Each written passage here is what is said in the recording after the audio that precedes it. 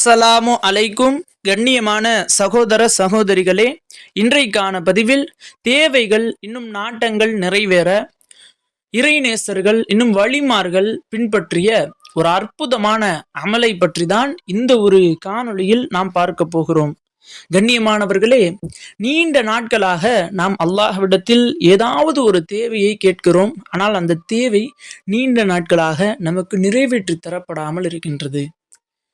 அந்த தேவை எப்படியாவது நமக்கு நிறைவேற்றி தர வேண்டும். இன்னும் அந்த ஒரு தேவை இன்றைய இரவுக்குள் எனக்கு கிடைத்தாக வேண்டும் என்ற ஒரு கட்டாயத்தில் நீங்கள் இருந்தாலும், இறைநேசர்கள் இன்னும் வழிமார்கள் செய்த இந்த ஒரு அமலை செய்து பாருங்கள்.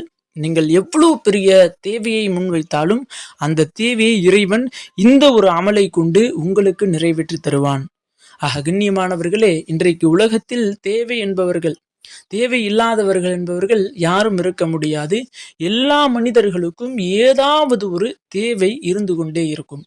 அப்படிப்பட்ட தேவைகளை நாம் வெறுமென அல்லாஹ்விடத்தில் சும்மா கேட்டு நம்மினுடைய தேவையை நிறைவேற்றப்படாமல் இருந்து நாம் அதற்கு மன கஷ்டம் மனக்கவலை ஏற்படுவதற்கு வழிமார்கள் இன்னும் இறைநேசர்கள் செய்த இந்த ஒரு அமலை செய்து நாம் நம்மினுடைய தேவைகளை கேட்டு பார்ப்போம். நிச்சயமாக நம்மினுடைய தேவைகள் அல்லாஹ் நிறைவேற்றி தருவான். இந்த ஒரு அமலை எப்போது செய்ய வேண்டுமென்றால், ஒரு நாளைக்கு ஒரு முறை. அது எப்படி செய்ய வேண்டுமென்றால், ஏதாவது ஒரு தொழுகைக்கு பின்னால், ஃபஜ்ர் தொழுகைக்கு பின்னாலோ அல்லது தஹஜ்ஜத்துடைய தொழுகைக்கு பின்னாலோ அல்லது ஐவேளை தொழுகைக்கு ஏதாவது ஒரு தொழுகைக்கு பின்னாடி இந்த ஒரு அமலை செய்யுங்க. முதலாவது சூரத்துல் ஆல இம்ரானில் இருக்கக்கூடிய கடைசி 2 ஆயத்துகளை ஓதிக்கொள்ளுங்கள்.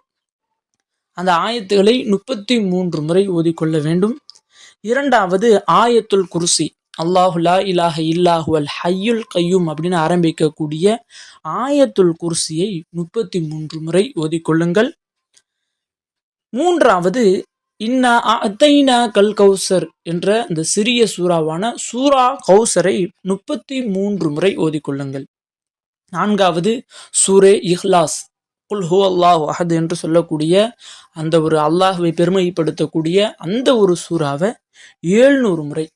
இந்த 4 அமல்களையும் செய்து உங்களினுடைய தேவைகளை நீங்க அல்லாஹ் இடத்துல கேளுங்க. இன்னும் இந்த அமலை செய்வதற்கு முன்னாடி நீங்க என்ன ஒரு தேவையை நினைச்சு இதை ஓதுறீங்களோ அந்த ஒரு தேவையை நியத் செய்து கொள்ளுங்கள். யாரெல்லாம் இந்த ஒன்றுக்காண்டி தான் நான் இதை ஓதுறேன், இந்த அமலை செய்கிறேன் அப்படின்னு நியத் செஞ்சு அந்த ஒரு அமலை செய்யுங்க. நிச்சயமாக உங்களினுடைய தேவைகளை இன்ஷா அல்லாஹ் அல்லாஹ் நிறைவேற்றி தருவான்.